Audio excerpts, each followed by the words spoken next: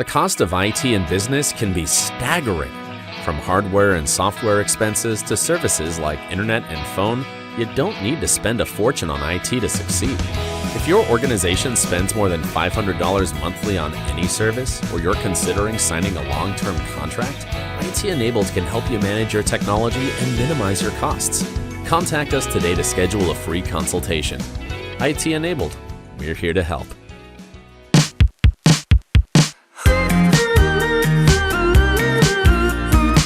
Hi, I'm Tara Watson-Watkins, President and CEO of the Lufkin, Angelina County Chamber of Commerce. Welcome to the Connect podcast, connecting business to the community. I'm here today with my co-host, Blake Pollino of BP Media Group. And this week we have a special episode where we interview Ivorie Ford of Fifth Quarter Performance to talk about this organization that she started here in East Texas to help student athletes really achieve their absolute best potential, some camps that they have coming up, and some just great information about this student athlete program that she does. So let's jump into that episode now. So Fifth Quarter Performance encompasses skill development training as well as sports performance training. And we're working on a few other things that help with the nutritional aspect of teaching athletes and their parents the importance of just taking care of their body, internal health. And we're also working on a few things to help athletes in our area get more exposure for recruiting for collegiate scholarships. Oh, nice. Yeah.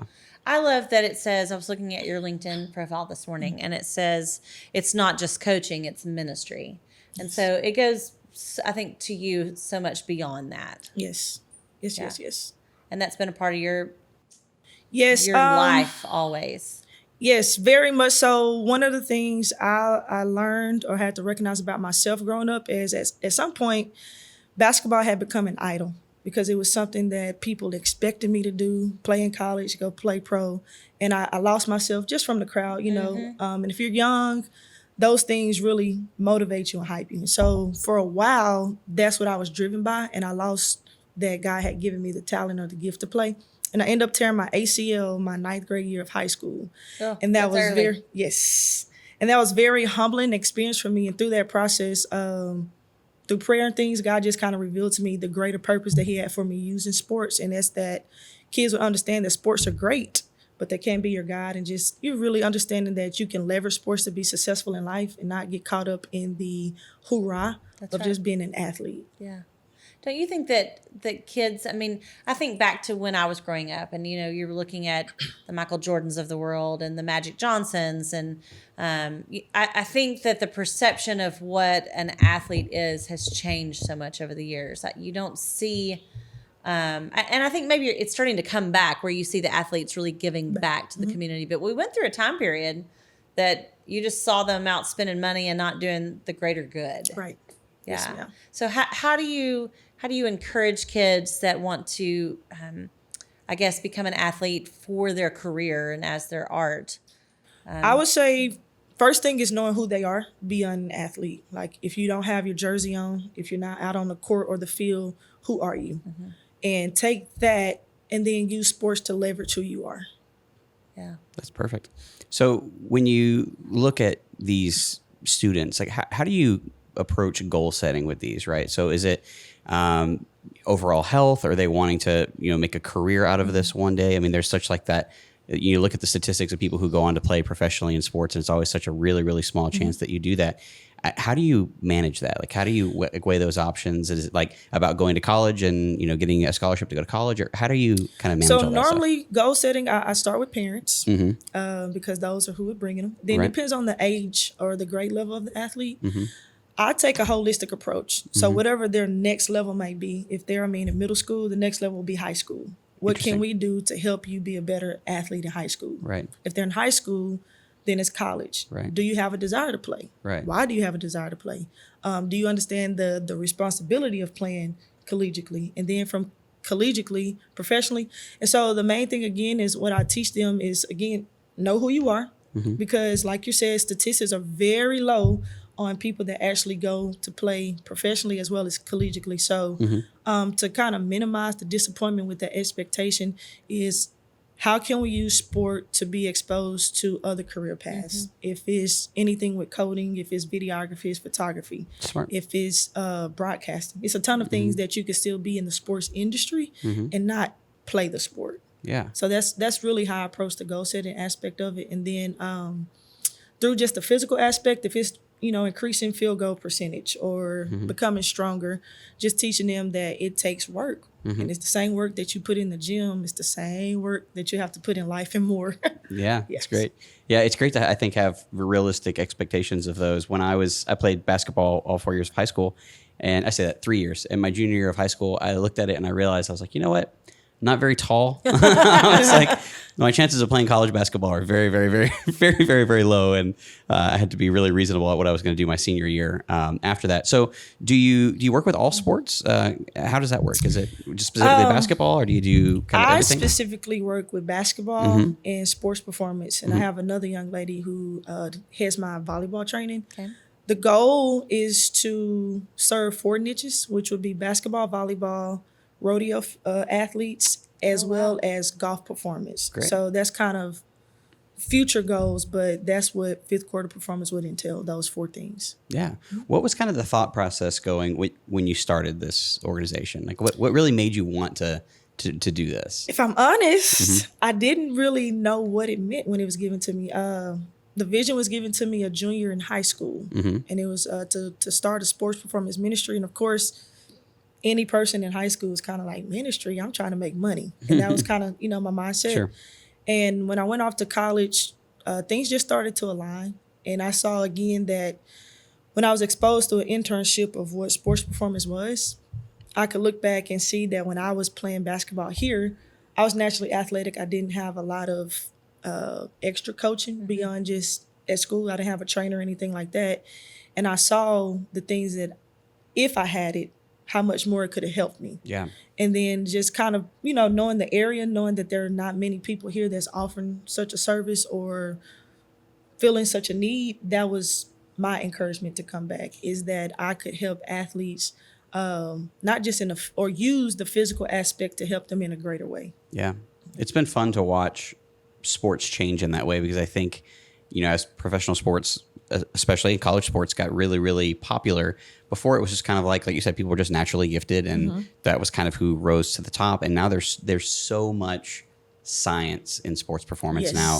It blows my mind. I saw somewhere the other day that LeBron James, good, bad, or otherwise, if you're a fan, spends like $1 million a year on just his personal health, his body, and it's like he's doing like cryo stuff. Like he freezes himself every night. Like it's just what's wrong with me. Yeah, I need a not cryo. spending $1 million a year. That's 100% what's wrong with me. Yeah, but it's just like seeing all the science that's come into it, because it's now you saw, like, especially in the 80s. I think the 80s and 90s, it was just like, hey, I'm naturally good at this, and then whatever happens. But it's like you see athletes sleeping like 14 hours a night because they need to recover for the next day, because scientifically they're showing that their data is better because they're doing this and that. And it's an interesting place to be with performance. So when someone comes to you, so if someone's interested in working with you, or they're a student athlete, or they're a parent of a student athlete, how does that process work? So when someone wants to start working with you, so depending on how they reach out, we do have a website, and most people reach me on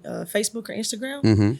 And I usually do a consultation on the phone, or they could fill out a submission form online, and it just entails what their goals are, the grade level, things of that nature, and then they can go online and schedule. So when they first come in, I use that as their assessment, and just kind of see where their weaknesses and strengths are, and then provide feedback to the parents on what I would recommend as far as frequency, as far as which sessions to come to, so that it makes sense for what they're working towards. That's awesome. And then what does that process look like once they are working with you? Can you walk us through how are you helping these athletes? Is it like training sessions? How does that work? Yeah, so there are training sessions, weekly training sessions. You can pay by the month, or you can just invest per session, just depending on what's most convenient. And when you come in, we always do a warm-up. And I have it set up to where most of the young men and women who come to me, they already know what the warm-up is. And then anybody who comes in new, I appoint somebody to help walk them through to teach. After we do the warm-up, depending on what the objective is for the day, if it's shooting, if it's ball handling, if it's game IQ, we'll go through a series of usually 2 to 3 concepts, repetition. I teach them that it's muscle memory, and our brain is our greatest muscle. So we do a lot of that. At the end, we do competition to make it realistic to what a game would be. And I always ask for feedback to make sure that they understand what we were trying to accomplish for that day. And you're focusing on girls as well as guys. Both. Yes. Yes, ma'am. You know, I love the fact that you are doing a holistic approach, that you're focusing on the body from the inside out, that it's not just how you perform, but it's the whole mental game, because we all know that sports, half of it is all a mental game. Yes. Yeah, especially when it comes to golf. Yes. Yeah. Yes. You got to be in the right frame of mind. Well, what advice would you give parents to young athletes? Ooh, great question. One, I would say always be an advocate for your son or daughter beyond them being an athlete. Two, I would say in choosing, well, let me back up and say it's very vital to invest in your son or daughter's athletic talent, not just for the end goal of a scholarship, but more so in just helping them move.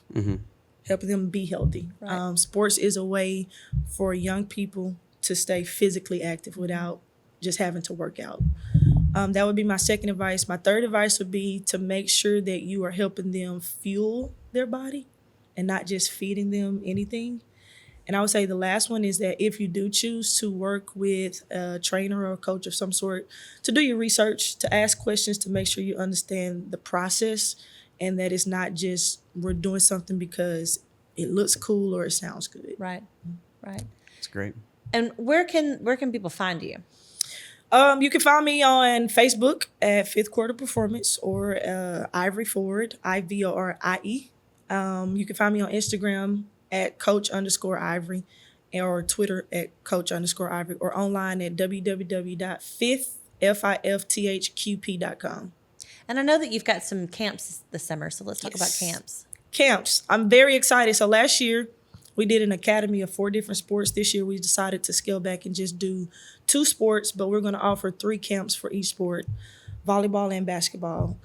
Very, very, very excited about them. The approach that we're going to take this year is kind of taking them through a journey. So when they get there, yes, we're going to do a lot of the physical aspects, but it's going to be a lot of team building. The goal is for them when they leave to have a better understanding of, like what I've been saying today, of who they are. And again, how can they leverage that week to help them for the upcoming seasons? Love that.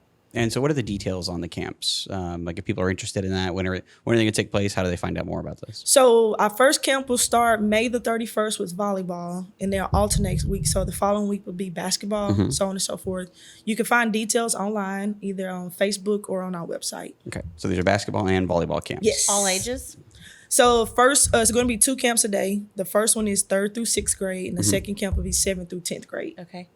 Perfect. That's great. Awesome. You're doing great things for kids in East Texas. Thank you. Absolutely. Can't wait to watch you continue to bloom and grow and watch Fifth Quarter Performance just hit an all-time high, because it's going to bring some great things to East Texas. Thank you so much. Yeah. Awesome. Well, thank you so much for coming on the podcast. Is there anything else our listeners need to know about you or the organization or where they can find you? No, but I would like to say thanks for this opportunity to you. Of course. Absolutely. Yes. Absolutely. You know, you've done great stuff, Ivorie, not only for Lufkin, but for Angelina County. You've been a part of the Lufkin Forward group. So it's so nice to see leaders coming through and then being able to give back. So it's fun to watch you in this role. Thank you so much. Congratulations. Well, awesome. Well, we appreciate your time. Thank you for coming on the podcast. And thank you so much for listening to the podcast again this week. We truly appreciate it. Appreciate you listening.